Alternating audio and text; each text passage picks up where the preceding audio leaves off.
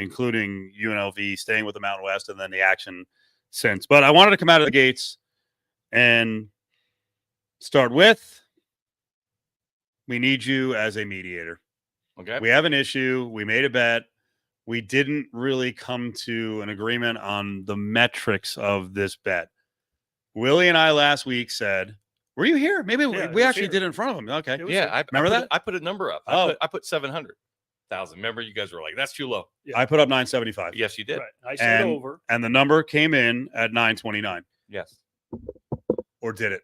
It did. Well, you can't look at peak rating. Come on, that's not even a real metric. Nobody gets the peak. It's 975 viewers per game. Yes, average. For the Aces, TV viewers. Yes. For the Aces and the Liberty, just to explain it to the audience.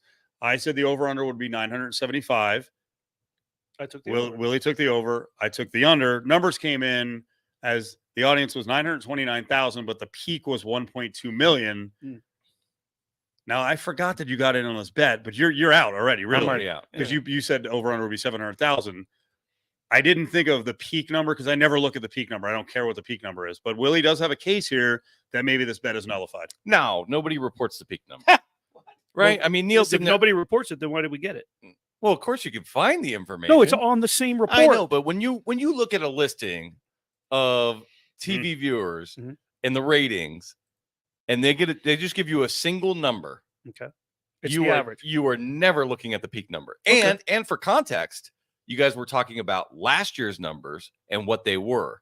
And you were talking about the average. You weren't talking about peaks. It was in the 800s. It was 838 per game. Okay, for that's the fine. I'll take the L. No, I just don't want you to, I want you to be, because you know what? Okay, I'll admit, I am not used to people being agreeable on betting. You know, this would turn into hours of if our boy Adam, he would find a way to debate. But I mean, that's fine if it's you're close. You might. All I know is I got it last night. I saw the graphic. Most viewed WNBA semifinal in 22 years. Right. 929,000 is the Nielsen rating. Viewership peaked at 1.2. I said 1.2 saw it. At some point, 1.2 saw it. If we're going with average, then I take the L. The graphic was also sent out by an absolute WNBA sycophant. Yeah. Who was trying to build the argument that, I guess the audience didn't go away with Caitlin Clark. Well, Caitlin Clark in her game Steve, had 1.8 million. Steve, that person got the graphic from a WNBA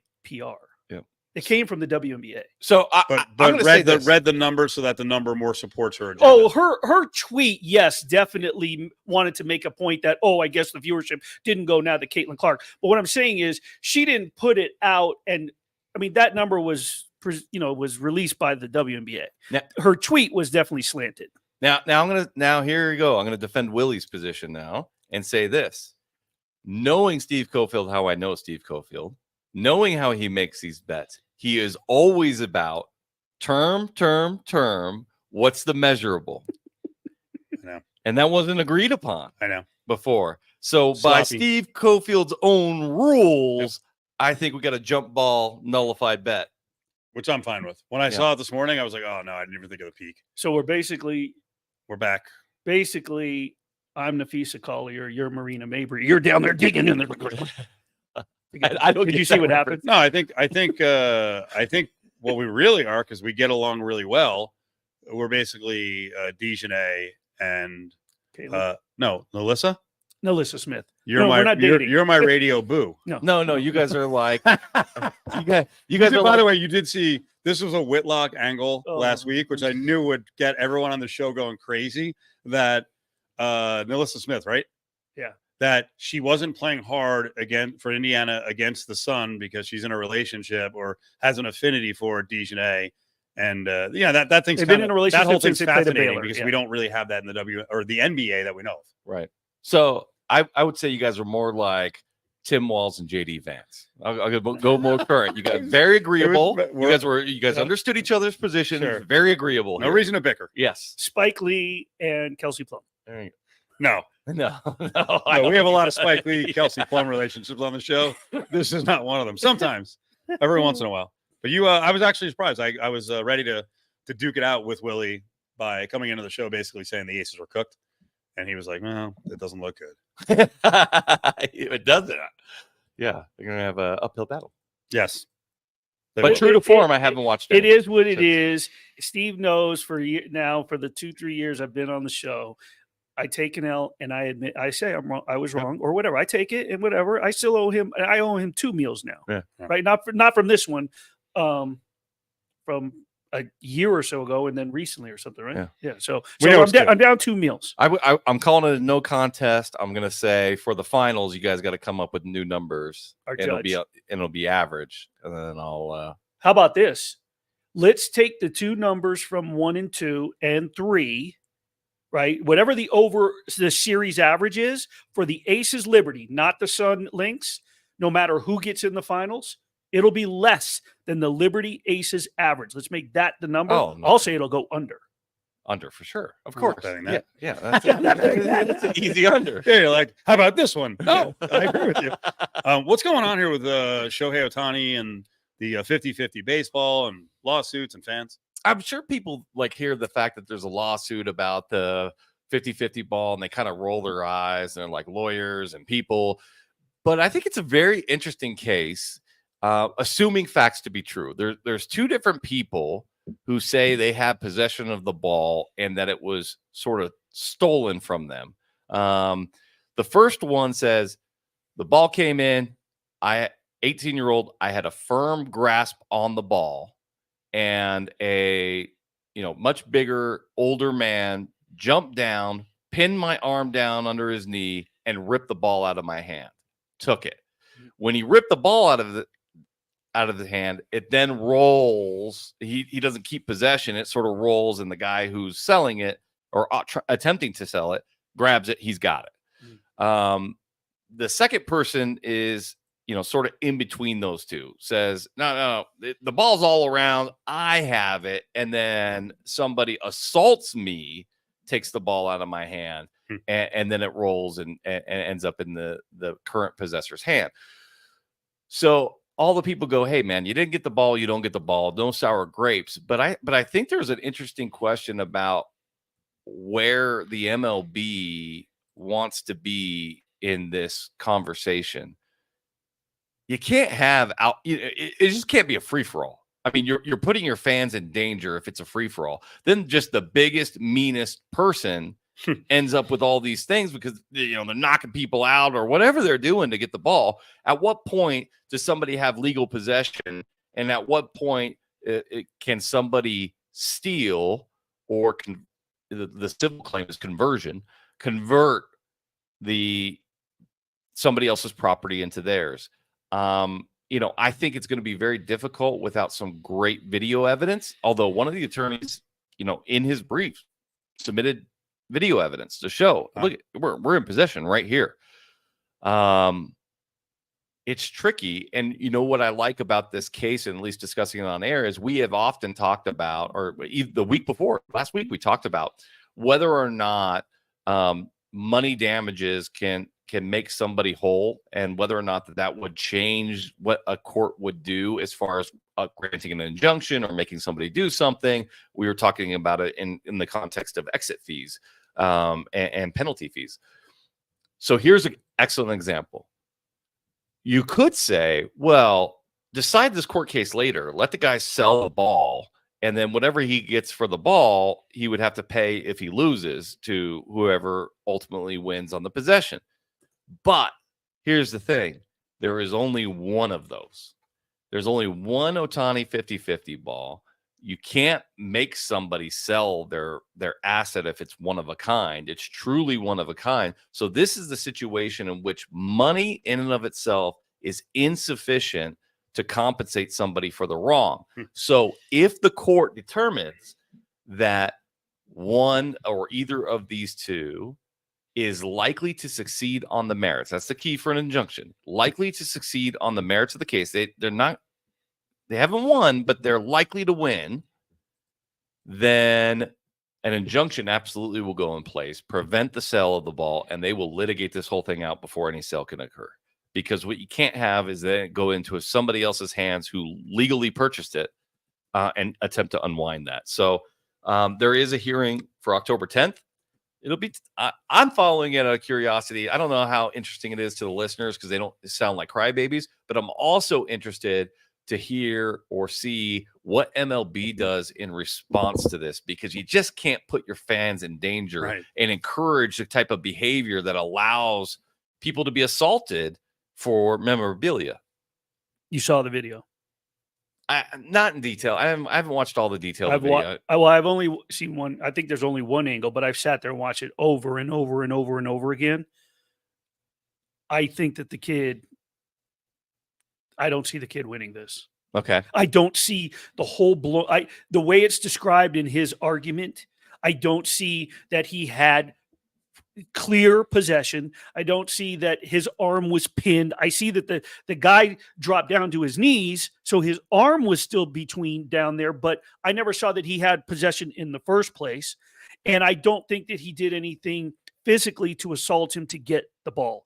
I don't see how the kid wins. I really don't see. Well, you never know what kind of, they might have some other angles. They might have some cell phone, if there's somebody in the audience is like, dude, that kid had it. I had on video and, exchanges numbers with the person. So we might not be limited to one angle. It'd be interesting if MLB has other angles that they didn't share with the broadcast that they're willing to share with, or not willing to share. Subpoenaed by the court. Yeah. It'd be interesting to see. But again, I think ultimately at the 30,000 foot elevation, people go, crybabies, you didn't get the ball. Let them do it. This is sour grapes. And maybe so. Maybe it ultimately is. But I don't think that changes the fact that MLB should probably be proactive on this moving forward and create some sort of fan conduct code that's on the tickets, and part of it that says, if you do this, you forfeit your rights, so that it's already predetermined before you get to court, that you already agree contractually that you wouldn't do this and you did it. Yeah. Justin Watkins, Willie, Cofield, Battleborn Broadcast Center. We're live right now up on Twitter and Facebook and YouTube as well. Stick with us through the break. That's coming up in just a couple seconds. Some of our most loyal listeners from the old late night podcast days are up in the chat room. So Cam Fletcher's up there, and he said, hey, I'm having flashbacks to the Late Night Legal Pod. He also joked that the person make a football move to establish possession. Brady's up there as well. Brady said Mike Pereira needs to be brought in, kind of break things down about possession. So good to see some of our most loyal listeners are up there. Remember, Friday, Treasure Island is the spot. We'll be out there inside the Golden Circle Sportsbook and Bar, and we're there twice a week, Fridays and Saturdays. The award-winning Throw the Flag show on Saturday mornings, 9, 8 to 11 with Jared and Danny live at Treasure Island again every Saturday. And we're there on Friday. Earlier start this week. 2 to 5 with Cofield and Company. Zip Zap Auto has expanded into one of the largest independent auto repair shops in the valley. With 23 bays, over 12,000 square feet, Zip Zap is your one-stop shop, offering 24-hour smog test, oil changes, detailing, bodywork, engine, and transmission rebuilding. And Zip Zap provides free towing and diagnostics with qualifying repairs. No appointment necessary, 24-hour service. Zip Zap Auto at Cheyenne and North Durango Drive, and online at zipzapauto.com. It's football season, and the best place to catch the games is at Circa Resort and Casino in downtown Las Vegas, featuring the best pool in history, Stadium Swim. 3 levels, 6 pools, and a 143-foot diagonal screen. Book today at circalasvegas.com. Good morning. Vegas is built on service. Studio lights on, please. 3 shifts a day. All right, let's do this. As your morning begins, It's showtime. We have a lot to talk about live on the program for the next 3 hours. to do our part, News 3 Today delivers Las Vegas stories that shape your community. Just in some breaking news on the economic front. So, whether it's late breaking, Breaking news. bumper to bumper, Avoid using flamingo. or clearing skies, No showers anticipated. it's News 3 Today. Hey, Portasubs fans, ready for a deal that's big on taste but light on your wallet? Make it a combo for just $2. Just $2 more. You can upgrade with chips and a drink. Get more meal for your money and make your lunch a combo. Head to Portasubs and add chips and a drink for just $2. Offer available for a limited time only. Visit portasubs.com or order on our app. Sliced fresh sandwiches, Portasubs. Backing down has never been an option for our family. Our father battled communism in Cuba before coming to the U.S. and studying law at night. Today, we proudly carry on that Castroverde family legacy. As brothers raised to fight for what's right, care for those in need, treat clients like family, we bring the very best legal team to fight for you. It's our heritage. It's the Castroverde way. We're the Castroverde brothers, and we have your back. BrothersWin.com. ESPN Films present Rhythm Masters, a Mickey Hart experience. Rhythm Masters are elites in handicraft. Featuring Joe Montana. It's all rhythm and timing. Marshawn Lynch. Rhythm was where my power came from. Layla Ali. That does make you think about how everything is connected. And more, with new and original music from Mickey Hart of the Grateful Dead. Rhythm Masters, a Mickey Hart experience. Stream now on ESPN+. The best place to watch any big game is Doghouse Saloon at Resorts World Las Vegas. Doghouse has the best views to watch the action, a sportsbook on site to place your bets, incredible food and drink specials, and an amazing after party with live music, entertainment, dancing, and dueling pianos. Also inside Doghouse is Mouse House, a dining truck serving specialty grilled cheeses. The JT the Brick Show is a proud partner of the Doghouse Saloon at Resorts World Las Vegas. This Lotus Cares message is brought to you by Lerner & Rowe Personal Injury Law Firm. October is Breast Cancer Awareness Month. Join us October 20th for the 25th anniversary of Making Strides Against Breast Cancer Walk at Red Rock Casino Resort and Spa. Let's end breast cancer together. For more information, go to acsevents.org. This Lotus Cares message is brought to you by Lerner & Rowe, voted best personal injury law firm. Call 702-877-1500. For 30 years, the LGBTQ Center of Nevada has been a safe and welcoming place to celebrate and serve the entire community. The center advocates for the empowerment and safety of everyone. It provides wellness services for better mental, physical, and holistic health. And the center connects people to the community. Learn more at thecenterlv.org. This message is sponsored by a grant through the Sands Corporation, aired in cooperation with the Nevada Broadcasters Association and this station. Celebrate a bewitching October with Chickies and Pete's Burger of the Month, the Day of the Dead Burger. This Gothic masterpiece is piled high with a half-pound beef patty, spectacular toppings, served up in a dramatic black bun. Truly a meal to die for. Pair your burger with a choice of 20 beers on tap. Immerse yourself in the game on 50 big screens and see why Chickies and Pete's is ESPN's #1 sports bar. Visit SaharaLasVegas.com for more info. There's a new way to get to the game, M-Ride It. M-Ride is the luxury concierge shuttle service. It's the same bus the players use, so you can ride like a pro.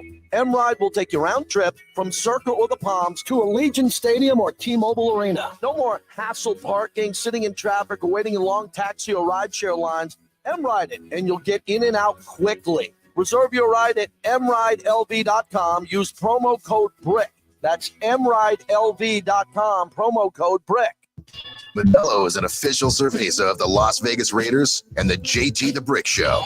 Modelo Especial is a rich, full-flavored Pilsner-style lager, delivering a crisp, refreshing taste, brewed with fighting spirit since 1925. This sports update is brought to you by Desert Springs Pools. Go from excavation to plaster in just 10 weeks. Learn more at desertspringspools.com. Raiders head coach Antonio Pierce talking about Denver's defense. They're a well-coached team. From coordinator to their position coaches, I mean, it doesn't matter about names when you play good team defense. And they're very sound. And obviously they play a lot of man. You see a lot of pressure from this team. But up front, you see a bunch of guys that they're doing their job. And when opportunity comes, they're making the most of it. Wake up with Graney and Bischoff in the press box here on ESPN Las Vegas. Live from the Battleborn Broadcast Center, it's Cofield and Company on ESPN Las Vegas and ESPN Reno. Wednesdays are becoming a big time to update on conference chaos because you're into it. You know the legal side of things. Justin Watkins is who I'm addressing. Willie's here as well. Willie's very into it as well. I want to get to what happened the last week or so with more reorganization of the Pac-12 and the Mountain West Conference. But my Lord, between this show and then other shows, and I appreciate people having me on shows around the country, I'm so tired of talking about NIL with regards to the Sluka story. I'm in NIL. I think it's fascinating. A lot of national people came out and had an opinion. And I don't know that any of them really had a very well-founded opinion that they sourced out both sides of the story with Sluka. But you saw Herb Street puffing out his chest about NIL. Yeah, I mean, on College Game Day, he was basically saying, the pendulum has. These aren't his words. This is my interpretation of his words. That the pendulum has swung too far, and the players can't have this level of power to, everybody wants NIL and everybody wants to give the players, what their rights are, but having this, sort of free agency that's currently happening is not what is good for NCAA, and it's not what's good for college athletics, and sort of we've overcorrected. Is my takeaway from what he was saying. And while that may be true, like maybe we are too far to that side without any guardrails, I think it's important to add context to that of how did we get here? And in my opinion, how we got here is the NCAA drew a line in the sand over 20 years ago, goes to Urbana. They made up this label of student athlete, and they stuck to it, even while on the flip side, they were turning this into big business. And the players over the course of a generation were not asking for this. They were asking for little bits and pieces along in the way. And they were like, no, none of it. Because they felt like if they gave a little bit, that they would weaken their position and that they would lose. All the while, they were growing these revenues and turning this business and turning the work of these kids into billions of dollars for themselves, even while all administrators and all coaches had all the free agency that they wanted to do what they wanted with their careers. They provided none of that for these kids. And, if they had had some foresight to, I don't know, give some reasonable stuff along the way, or even be really progressive and say, you know what, we should create a committee of student athletes and collectively bargain with them so that we create parameters that even they want, right, and that we can live with to move forward. I don't think we would be in the situation that we are in from this, obviously, and like this Wild West NIL. We're in the Wild West of the NIL, right? We wouldn't be in there. I don't think we'd be in the same conference realignment discussions that we're having. I mean, I think NIL and sort of pay for play is a big driver of what's happened in that regard. And so to act like the kids have, are asserting rights that are out of balance with where it should be, I think is just really short-sighted into the culpability of the NCAA and the powers that be for our entire generation. And they are reaping what they sowed for decades. And they put themselves in a position to make the court step in and provide no concrete guidance other than to say these kids got rights. And not only the NC2AA, but while they weren't allowing kids an iota, what they were allowing, how many times have we seen and said coaches, right, before the transfer portal, and then the transfer portal hit, and we were like, hey, what's good for the goose? But how many times we seen a coach that just went into a living room and recruited a kid, but then went and took a bigger offer, and sort of they control what they want, and they can come and go as they want based around what? Dream jobs with big money. Yeah, this is so the standard. That didn't help. The standard of loyalty, all that stuff you just mentioned. Yeah. Who do the athletes learn that from? The coaches and the administrators. Yep. And we see this week, Sluka burned his teammates. I would never do that. You guys switch conferences and say F this to 50, 70, 90-year relationships with other schools over, a few $1 million. So please stop. The greed and hypocrisy out of control. I mean, college football has long been like kind of my number one fandom for the greater part of my adulthood. And man, I'm into this conference realignment, and I'm I'm a backer of Oregon State and my alma mater, and I'm there. I'm going up for the UNLV game, and I try to make a trip back there once a year. But man, it's exhausting, and what it's turning into is not what I love about college athletics. It's not that it's always the best athletes all the time who it's their profession to be an athlete. That's pro sports. That's minors and majors. That's that stuff. What made college great was, that wasn't their full-time job and that they were kids and students. But that's long gone. That's long. I mean, they pushed them into that. I never thought of that stuff. And I do respect the educational part of it since I'm around it. But I was cynical like really early on, even into my teens, about once you started hearing stories about Eric Dickerson and Trans Am, and he's keeping the Trans Am from Texas A&M. I mean, pay for play has been the thing forever. I actually like what's going on now because it's being brought above board. Now there should be some rules, but I tell people all the time, like it wasn't this glamorous thing back in the 70s and 80s and 90s, and even going further back. Powers had money; they bought players. Now, more players across rosters are actually having a little sip at the till, which I think is pretty good. On the conference chaos thing, so the Mountain West Conference has added UTEP for all sports. They're looking for some more football members. Pac-12 made a big brand move yesterday, maybe not necessarily a market move, but a brand nationally for basketball with Gonzaga. For UNLV, as this is slowly developing, did they make the right decision? I'm biased. I don't think I can completely remove my bias, so I'll just acknowledge it and then give my opinion. I think they made a mistake. I think you're an Oregon State guy. I'm an Oregon State guy. But when you look at metrics of what the new Pac-12 conference is and who makes that up, and who the Mountain West is and who makes that up, I think that they're on the wrong side of the fence there, because the metrics I'm talking about is TV viewership, it is in-stadium attendance, it is dollars invested in your athletic budgets. And by all of those metrics, the 5 best in those measurables left.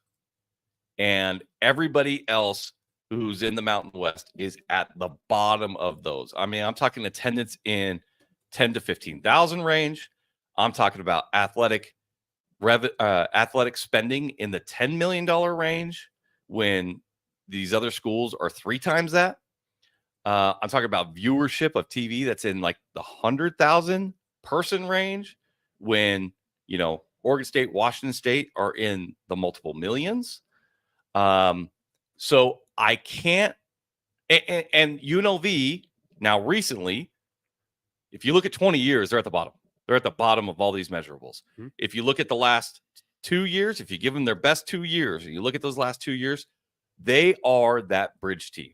They are right in the middle. They're working their way towards those top 5, but they're not there yet. They don't spend what Utah State spends. They don't spend what Colorado State spends, or Boise State, or San Diego State, or Fresno. They don't spend that much. Their viewership is not that much. Their attendance is not that much. I mean, all of those 5 schools sell out every one of their games. They got small stadiums, but they sell out. They're in the 30,000 attendance range, all of them. UNLV's not there. I think they had a unique opportunity with what they've got going on currently with the buzz around the program that they would have been included in that group and they would have reaped the benefits from it. But because they are so in debt, they had to take the money now. And I don't think that, I think it was irresponsible for the Mountain West to even promise them that money, because I don't think they're getting that money. They promised them basically 25% of every dollar of the exit fees and poaching fees, and I don't think they're getting 100% of either of those. So when whatever gets settled, when that comes down, they're getting 25% of that, and they're getting 25% of that over 5 years, a lump sum up front, and then paid out over 5 years, which works out to a little bit less than $2 million a year after the lump sum. And I think the media deal between the Pac-12 and the Mountain West is going to be well over $2 million difference. I think it's going to be closer to $5 to $10 million difference. And so I don't know the finances of UNLV, but if they were able to absorb it, I think that they really should. One of the things that people have pointed to is, well, UNLV has a term in there that they could leave for a Power 4. Well, terms have come out for the Pac-12 too, and they can too. All of them. Everybody knows everybody needs to try to get to a Power 4 conference, and they have all had their exit fees be well below normal exit fees if they accept a bid to a Power 4. So I think from a bias perspective, I think UNLV made a mistake. Last 30 seconds here. I don't think it's going to matter. I think this is the current situation is tenable and will survive for another 4 or 5 years. And then I think the big split is going to happen, and it's not going to matter where any of these Pac-12 and Mountain West schools are, because none of them are going to be invited to the top 60. So I look at it like grab all the money you can, get financially right, and then see what it looks like 4 and 5 years from now. But it's a pretty big pipe dream that the big boys are going to take these guys at this level and even the bottom of the current Power 4.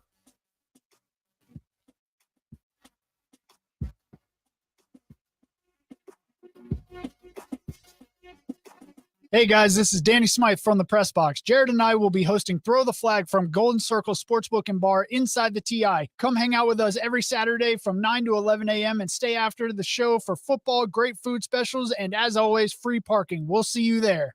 Unsafe sleep conditions cause serious injury and even death to infants. Never sleep with your baby on a sofa, in a chair, or in an adult bed. Protect the baby you love from becoming a tragic statistic. The only safe place for your baby to sleep is alone, on its back, in a crib, and in your room. For more information, visit cribsforkids.org. That's cribsforkids.org. This message is sponsored by the Division of Public and Behavioral Health, aired in cooperation with the Nevada Broadcasters Association and this station. I'm attorney Paul Powell. Over the past 25 years, thousands of Las Vegans hired me as their injury lawyer. You know, when you hire me, I won't take more money than you at the end of your case. It's the Paul Powell promise, and I put it in writing. That means my clients get back hundreds of thousands of dollars every single year, from my pocket to yours. What other lawyer does that? You already know that answer. No one. Paul Powell. More lawyer, less speak. You have a growing company, and you need to get your employees trained for a commercial driver's license. Let Truck U CDL Training of Las Vegas drive your company's growth and success. No matter how large or small your company is, Truck U offers corporate rates for CDL A and